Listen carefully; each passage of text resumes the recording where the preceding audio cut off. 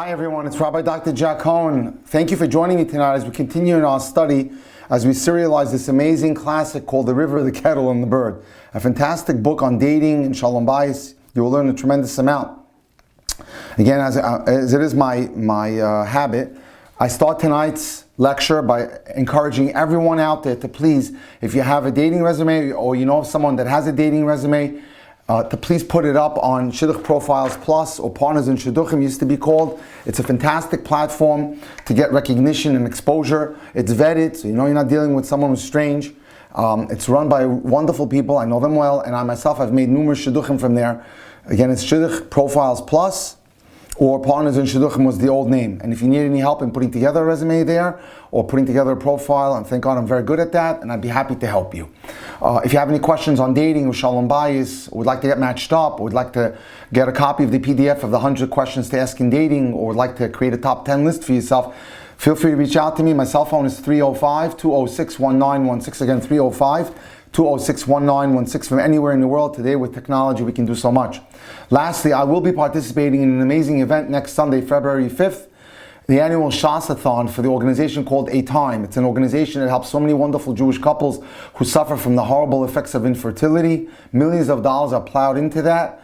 About 300-400 people will be there, and we will accomplish what it normally takes to daf yomi cycle 7.5 years. We will do it in one day. We will sit religiously for 9 hours. Each one of us will be assigned 10 pages of Gemara with 20 folios, and we're looking for sponsors. The sponsors will be my full partner in this. As we, there were 2 sons out of 12 that belonged to Yaakov Avinu. They're called Yisachar and Zevulun. One was a Torah scholar, one was a merchant. The merchant sponsored the Torah scholar, and they got full merit in the learning of the Torah scholar's learning. So if you'd like to sponsor me, reach out to me and I'll send you the link. And I'll be tremendous for getting married. It's a tremendous merit to get married, or to have children, or to have shalom bayis if there's a problem, or to have a better livelihood, or to have success with your kids in school. Torah learning is obviously one of the best ways to merit a salvation or Yeshua. Tonight we're going to study the horrible effects of anger and what that does to a person, how that can destroy the fabric of a marriage. So here we go. In brief, anger is a product of injured pride, which is true. When our pride is injured, when it's hurt, it can be controlled only to the extent that we reduce our inflated ego. We're going to be learning tonight that much of the causes of anger come from our inflated egos. Our egos are wounded, which causes us to feel as if we've been affronted. B, we need to analyze if it's imagined or exaggerated. And we need to learn how to overcome our urge to react to this anger episode. A humble person will almost never become angry because he or she lacks inflated pride, which usually triggers an angry response. When I feel my ego and my pride has been bruised, I want to latch back. I want to hurt back. True anava, or humility, is the most exalted quality to which a Jewish person can aspire, and that's something we need to work on in our lifetimes.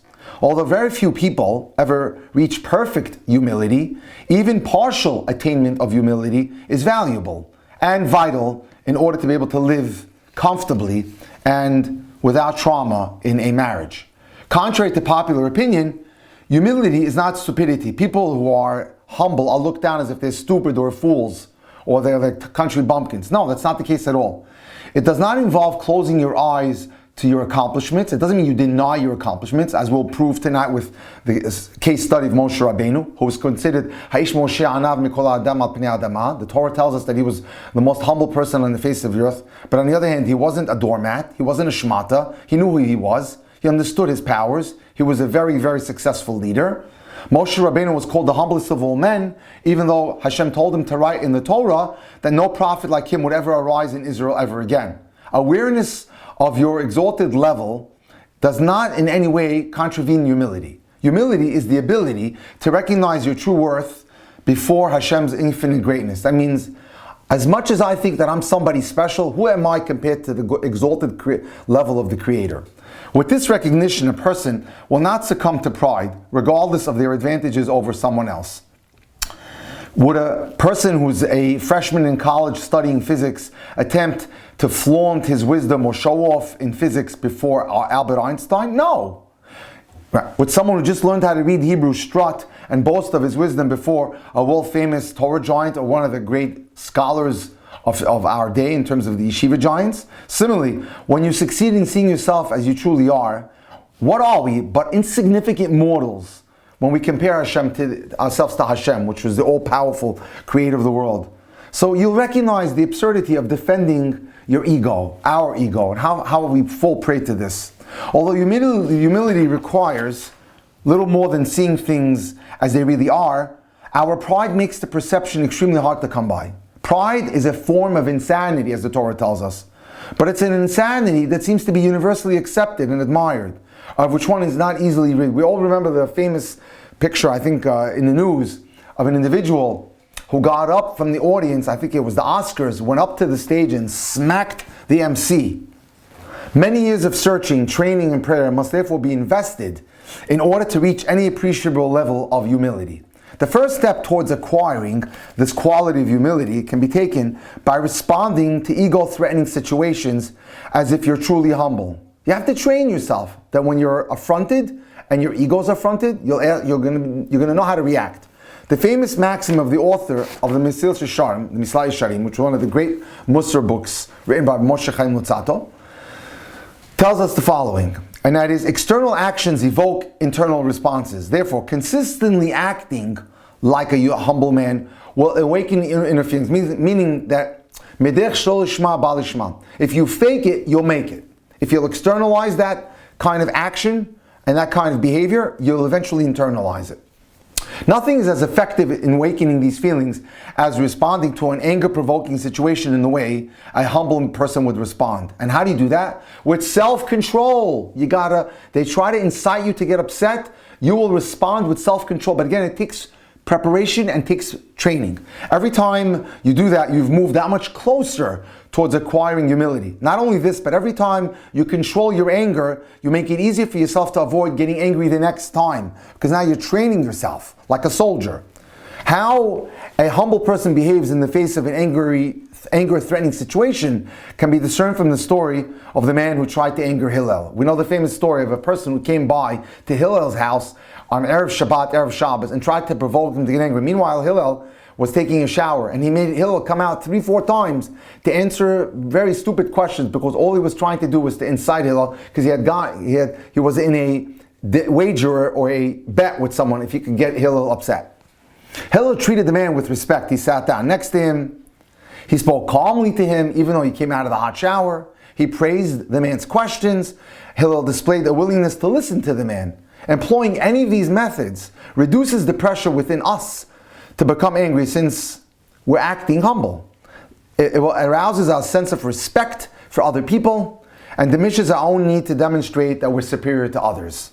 A valuable lesson in the fight against pride is a sense of humor. It's important to be able to have a sense of humor, and we'll explain why. The rabbis tell us that all forms of litzanut, or mocking or jesting, are forbidden except for making fun of avodah zarah or idolatry. Anger, the rabbis or sages characterize as the worship of an idol within ourselves, is exactly what a sense of humor was created for. A joke against yourself often helps to see things in its true proportions and remove the ego pressure which causes anger. The rabbi tells an incredible story. He once heard a woman, a wife, call her husband a stupid idiot in the presence of many guests at a dining room table. Shocked silence followed. But the husband removed the tension by pulling himself to full height in mock anger and saying out loud, "I resent that. I have been an idiot all my life, but this is the first time someone has implied that I'm a stupid idiot." The joke made everyone laugh. He took the edge off. It also made everyone forget. And the wife felt so sorry for her nasty remark. Look how he was able to diffuse the situation by pinpointing a joke on himself, being self-critical of himself, and as a result completely deflect what could have been a disastrous moment. Most important, through the man's humor, the husband deflated his own ego and sidetracked his anger. We can neutralize the cause of anger by viewing whatever we believe has threatened our pride in its proper perspective. Most of the things which agitate us or cause us pain or cause us to suffer in any way are meaningless trivialities. Someone forgot your birthday and you got upset over it. Someone forgot to invite you to their wedding. Someone neglected to give you an honor, a kibud in shul. All these are pitifully inconsequential. Is it really that important? Does the birthday or wedding really mean so much to you? And who remembers who was called to the Torah after a day or two? No one remembers these things. In fact, most pretexts for anger could be neutralized if we only think to ourselves, will this bother me in 2 weeks? Will this bother me in 2 years? Is it worth it? Furthermore, what we consider to be a malevolent offense often turns out to be pretty unintentional most of the time. If someone telephones for a taxi and the taxi doesn't come, they'll probably get angry at the dispatcher for his nerve. How dare he keep me waiting? A little thought, however, will make it clear that the dispatcher wasn't in the least attempting to do that. Not intentionally. He neglected to send out the taxi because of maybe other considerations. Perhaps he had a better paying customer. Perhaps he had no taxis to send out to you. Perhaps he simply forgot to send the taxi. But the last thing on the dispatcher's mind was offending a passenger whom he barely knows and whose future patronage he would really like. He doesn't want to lose you as a customer. The same is true for most matters that agitate us and that we consider insults. They're usually imagined or they're exaggerated out of proportion by our Yetzer Hara. But even if the offense is not imagined, let's say, is it possible to believe that it's worth destroying the most precious gift of marriage because of it? Yet this is what anger does. It destroys the most precious gift of marriage, shalom bayis. Looked at this in this perspective, there's nothing important enough to get angry over. One of the mitzvahs of the Torah is of giving a person the benefit of the doubt. We call it dan lekav zechut. Judge your neighbor fairly. This mitzvah, referred to as dan lekav zechut, requires us to judge favorably a situation where a person's action might be interpreted as either well or ill-intended. How far does our obligation extend in this area? Well, let's illustrate an amazing story from the Gemara, a very famous story that'll teach us what it means to give someone the benefit of the doubt. I believe it's from Masechet Shabbat. A man went down from the Galilee to hire himself as a worker to a certain person in the south, in the Negev of Israel for 3 years. Erev Yom Kippur, his service terminated. He no longer had to work. He had been contracted to finish at the Erev Yom Kippur. He said to his employer, rather innocently, give me my wages and I'll go back and feed my wife and children back in the north, in the Galilee. And so the master or the boss replied, I have no money. Then the worker beseeched him, give me produce. I worked in your fields. Let's have some lettuce, some carrots, some broccoli, some beets. Again, the householder said, I don't have any. Well, give me land. The worker asked desperately, perhaps I'll take the land and sell it. I have none, the man responded. And the worker replied, give me cattle. And the man answered the same answer, I have none. And the worker shot back, give me pillows, give me blankets. And the owner said, I have none. And so the employee dejectedly packed his belongings on his back and returned home. A year, no money, no salary. After the holiday, the householder, or rather the owner, men who had been the employer, piled 3 donkey loads, one filled with food, one filled with drink, and one filled with the best sweets and delicacies, as the worker's wages, and traveled to the house of the worker up in the Galilee in the north. They ate and drank together, and afterward he paid him his full wages. Tell me, the employer asked the worker, when you demanded, give me my wages, and I said, I have none, what did you think was going on? What did you suspect me of? And the employee said, listen to what he told him. I thought perhaps you had the opportunity to buy goods cheap, and you bought them with the money you owed me, so you weren't liquid in cash. And when you asked, the employer said back to the employee, when you asked, give me cattle, and I said, I have no cattle, what did you suspect me of then? And so the employee said, I thought that perhaps the cattle were hired out to someone else. You had rented out your cattle. And when you begged me, the employer said to the employee, give me land, and I said to you, the employer said to the employee, I have no land. What did you think? What did you suspect me of then? And the employee said, I thought perhaps you had leased out your land and you no longer had land. And when I told you I have no produce, when you asked me for produce, the employer said to the employee, what did you believe at that point? I thought perhaps you didn't take miser. You didn't tithe them, so as a result you can't give any away. And when I said, I have no pillows and blankets, when you asked me for pillows and blankets, what did you suspect of me then? And the employee said, I thought perhaps you had sanctified them all to the Bet HaMikdash, the Beis HaMikdash, and you didn't own any. And so the employer turned to his worker with great emotion. He said, I swear to you that this is what exactly happened. I had made a vow of abstinence not to have any benefit from my property because of my son, Hyrcanus, who didn't want to study Torah. But when I came to my friends in the academy, in the yeshiva, they absolved me of all my vows. Hetaris Nadarim. They were able to get him out of his vows. As for you, just as you have given me the benefit of the doubt, may Hashem always judge you the same way as you judged me. Amazing. To reinforce this idea and to demonstrate that we're sometimes even obligated to bend over backward to judge someone righteously, the Gemara tells us another story. The rabbis taught there was a very pious man accompanied by his students. Once, this man redeemed a young Jewish girl from captivity who had been kidnapped by Gentiles. On their way home, the man was accompanying the young girl. When they lodged in an inn for the night, he made sure that the girl slept at the foot of his bed. The next morning, before teaching his students Torah, the rabbi immersed himself in the mikveh in the manner of someone who had had seminal emission. The rabbi thought that perhaps his students suspected him of committed an immoral act during the night with the young lady. He asked his students, when I ordered her to sleep at my bed, at the foot of the bed, why do you think I did this? And the students answered, we thought that this was perhaps one of us was not trustworthy in our master's eyes. Perhaps you were concerned or suspicious that one of us would do something immoral with the young girl. And when I went down to the mikveh to immerse myself, what did you students think?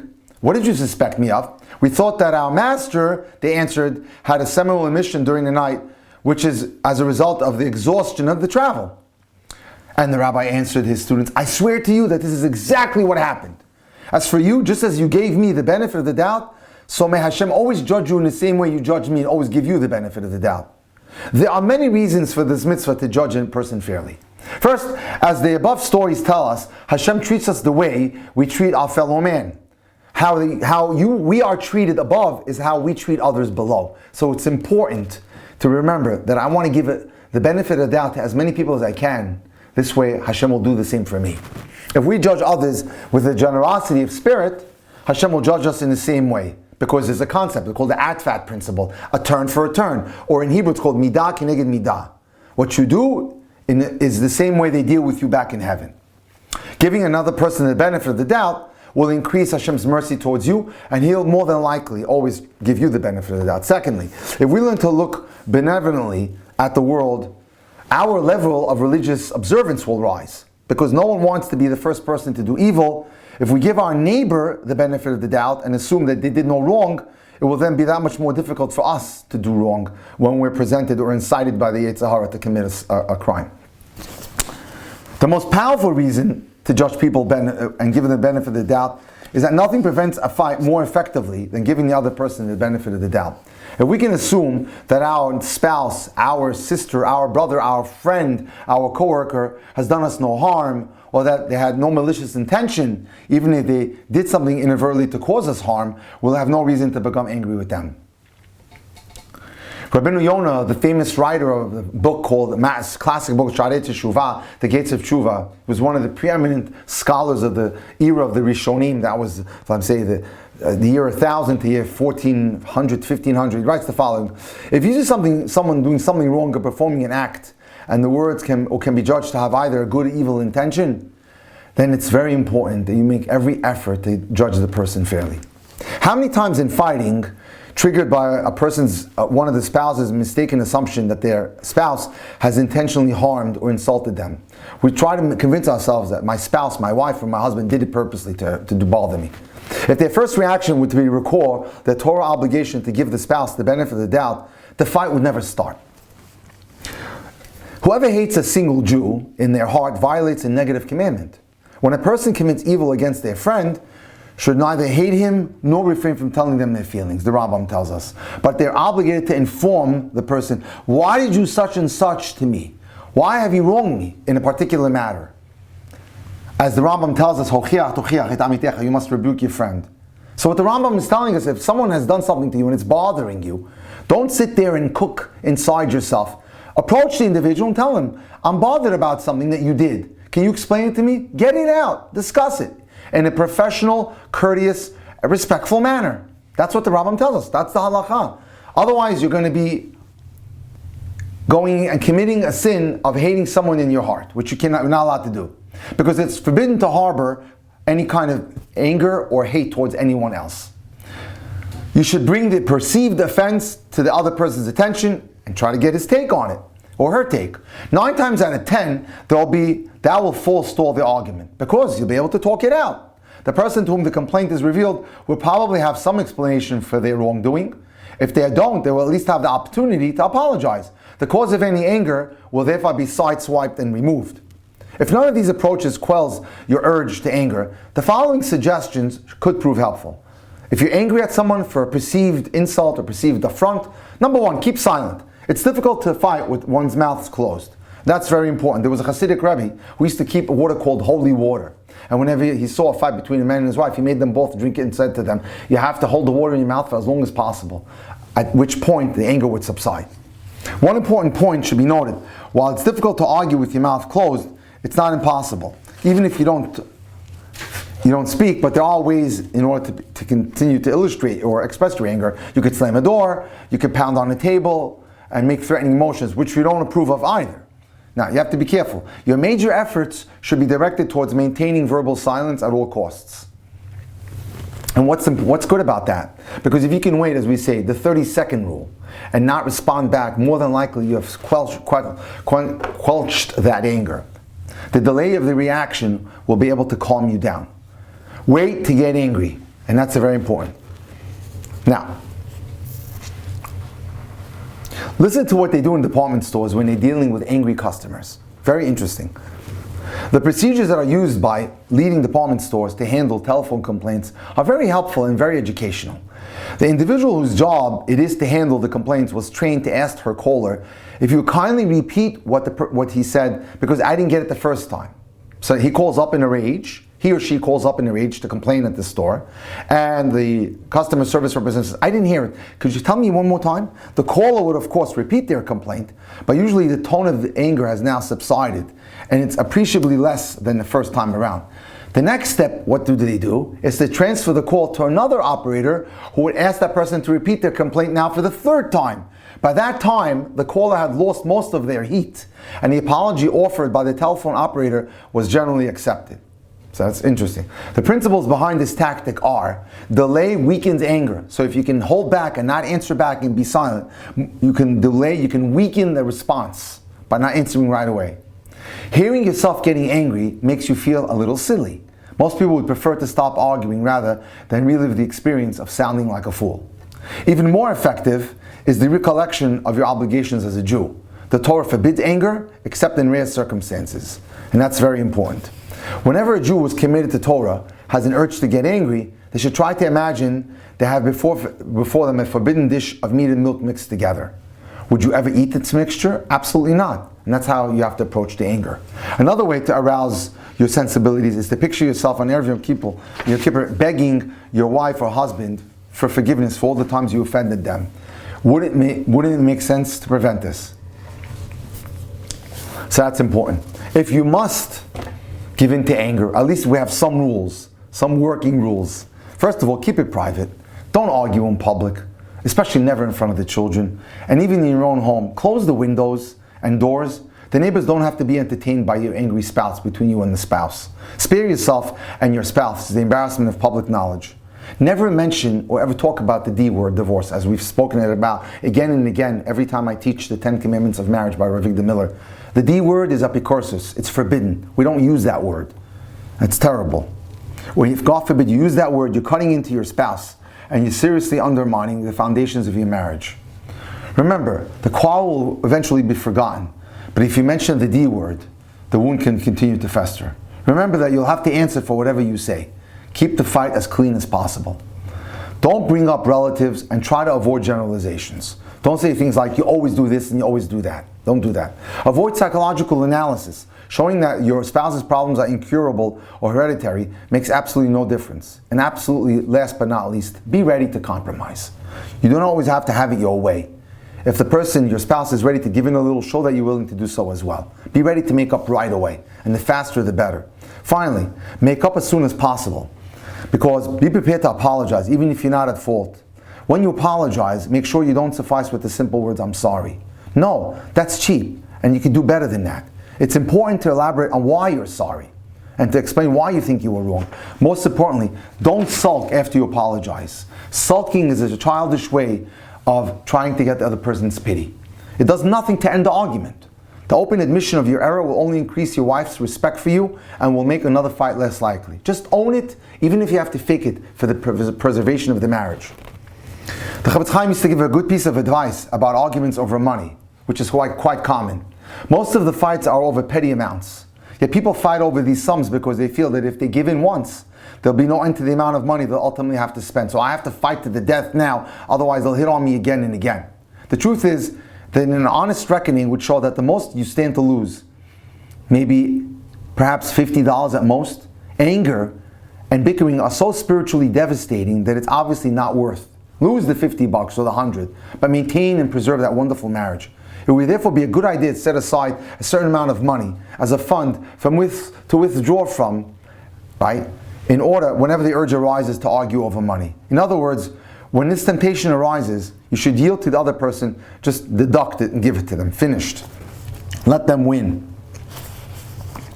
This method can be successfully used to avoid arguments with your spouse over monetary affairs. The mitzvah of Shalom Bayis is one of the most important mitzvahs in the Torah, and therefore one should be prepared to spend whatever unnecessary expenditures they may be in order to maintain the wonderful Shalom Bayis environment. As we say in English, Shalom, buy it, whatever it costs.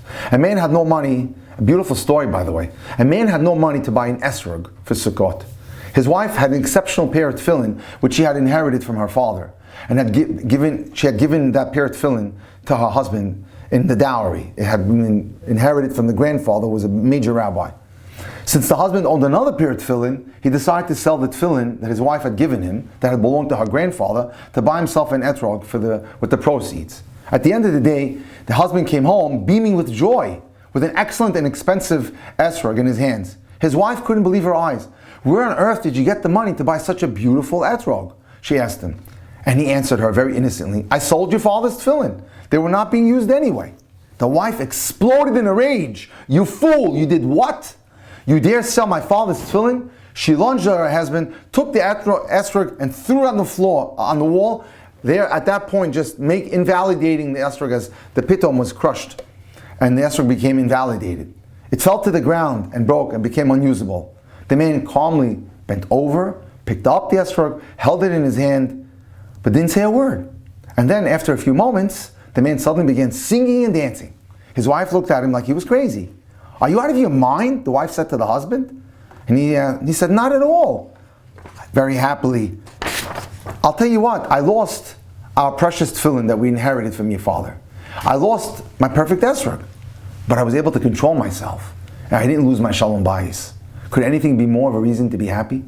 Amazing. Look at the value of Shalom Bayis.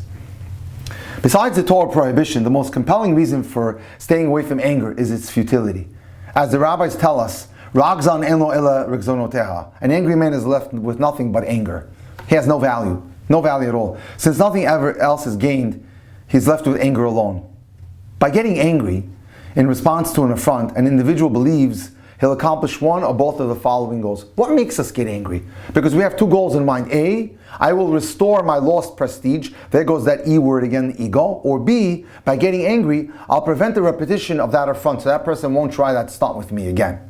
But neither goal is likely to be achieved. Again, neither goal will be achieved. You won't restore your lost prestige by shouting and exploding in an angry rage, and you won't prevent the repetition. Let's consider the fallacy of these arguments. How is respect earned? The rabbis tell us, whoever pursues honor and whoever pursues acclaim, it runs away from him. Whoever runs away from honor, honor runs after him. Again, whoever pursues importance finds that importance eludes him. Whoever runs away from importance finds that importance is constantly pursuing him. In other words, respect cannot be gained by pursuing it. How do we explain that? We naturally feel that human beings are more worthy of respect than animals. It follows that the more human a person acts, which is the less animal-like he or she acts, the more they deserve our respect.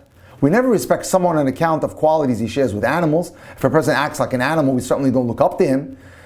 That's someone who can eat a whole lamb, will sleep uninterrupted for 24 hours. But we do respect someone who's gifted with a noble character. We respect someone who has wisdom or artistic talent, all specifically human qualities as opposed to animal-like qualities. This is why selfless individuals are admired by everyone. These are people so committed to humanistic values that they pursue them at great cost to themselves, regardless of what other people think of them. No animal ever does anything except in response to its own needs and desires. Selfless people are the most humanistic when it comes to having that quality of being a human being. Because selfless people have risen above their animal instincts, they're recognized by us as truly accomplished and high-quality human beings. This is what elicits our respect for them. In the same vein is the rabbi's comment that whoever studies Torah in private will have his glory proclaimed for his Torah learning in public. Whoever studies Torah in private, not for the sake of glory, which will bring him, but because he's devoted to the pursuit of truth, will be recognized as a human being. This means that his selfless devotion to spiritual matters will permit everyone to clearly see that that's a person who has risen above his animal instincts. On the other hand, we cannot respect someone who lives for themselves and their own advancement and their own honor and ego. This is what is the theory behind the sage's paradox, that glory runs away from someone who pursues it. Yet it pursues those who run away from it. The very act of seeking glory demeans its seeker in the eyes of observers. By demonstrating their lust for honor, by displaying a hungry pursuit of self-interest, that person reveals his animal nature and thereby loses our respect. Accordingly, one who employs anger cannot hope to restore their lost prestige. Anger is an expression of glory-seeking. It condemns its user to disgrace. And second, will it stop an argument? One of the reasons we get angry is because we say to ourselves, I'll show this man, he'll never try this stunt on me again. Let's just look into this and analyze it. What about this goal? Preventing repetitions of the affront. If I get upset and then explode at this guy, he or she won't try that stunt on me again. If we think about that, there too, anger is an exercise in futility. How do you expect your insults to prevent further affronts to your prestige? The natural reaction to an attack is obviously a counterattack. So if you're going to go on a rage against someone, guess what? They're not going to sit there and take it. They're going to come after you, probably with a double dose of what you gave them. This is exactly how you're reacting to the affront. Because you felt affronted, they're going to do the same thing. It stands to reason that the person that you just raged at will react in the same way, not worse. Thus, as a result of your anger, the affront will only increase in intensity. Rather than ending the argument, anger will only fuel it. If the argument began on one issue, it will now spread to many more issues. As the rabbis tell us, an argument is like an overflowing stream. The more it flows, the wider it spreads.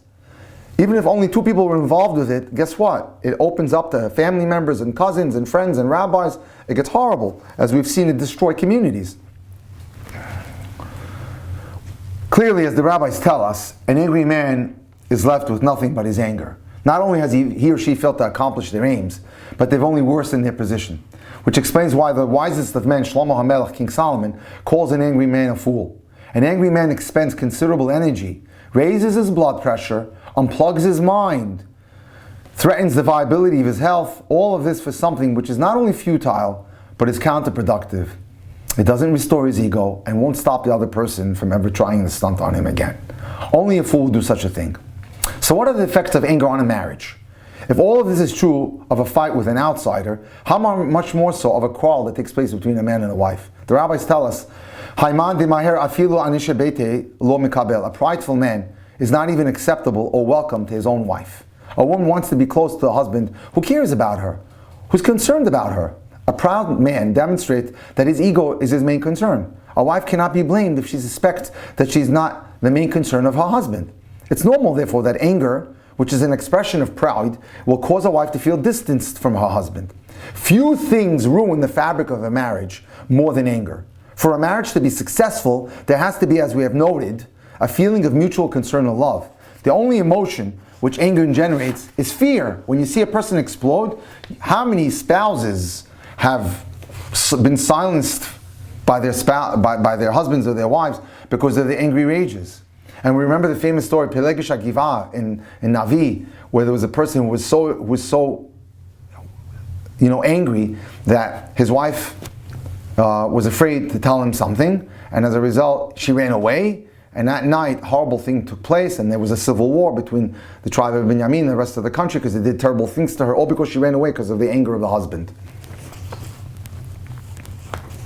So what is the proper response when someone creates an affront and does something that hurts you and you want to rage back? If anger is not the correct response, what is the best way to react to an event where someone causes you an embarrassment or an affront? How can you realize your aims which anger failed to achieve? How do you regain respect and stop future abuse? There's only one way. You control your anger. Containing anger gains respect because self-control is the most elevated human qualities of character. That's the most human being-like quality. In addition, when an offender sees that his victim is able to control their temper, they will feel ashamed of themselves, ashamed enough to refrain from further attacking you, because they see they don't stoop to their level. Finally, the quarrel will stop for one simple reason. It takes two to argue. As they say, it takes two to tango. When the offender sees that their victim does not respond, they will stop the abuse, because if there's no one to ping pong with or play tennis with, obviously the other person will just quit. Control of anger is therefore the best way and the most proven way to put an end to any argument. And that is our presentation tonight on the most devastating quality called anger. And unfortunately, many of us time to time have succumbed to it, but the more we learn and the more we train and the more we prepare for it, the more we're ready. As a soldier in an elite unit in the IDF prepares for every eventuality so that they should not happen, when if it does happen, they know how to react. By studying this, we are training ourselves to know how to respond to it. Should we be put into an insightful episode, we should learn how to keep silent and not respond back. Thank you again for joining me tonight. I just want to put it out there. We have an amazing share on Instagram Live this Thursday, 9 o'clock. We're going to be doing shidduchim and medical issues. We'll be studying many of the writings of Rabbi Chaim Kanievsky, how he had to deal with the subject, and his Psak Halacha, how he came to conclusions and his halachic rulings. So join us and tell everyone that you know to please join us. Instagram Live, 9 o'clock Thursday for shidduchim and medical issues. Thank you again for joining us tonight. If you need any help in any way in shidduchim, as I said, or shalom bayis, or would like for me to discuss a relationship you're in, or would like to get matched up, or need any help in any way, if you'd like the PDF of 100 questions for dating, simply reach out to me at my cell phone. You can WhatsApp me easier, 305-206-1916, or email me to drjackcohen18@gmail.com. Have a great day.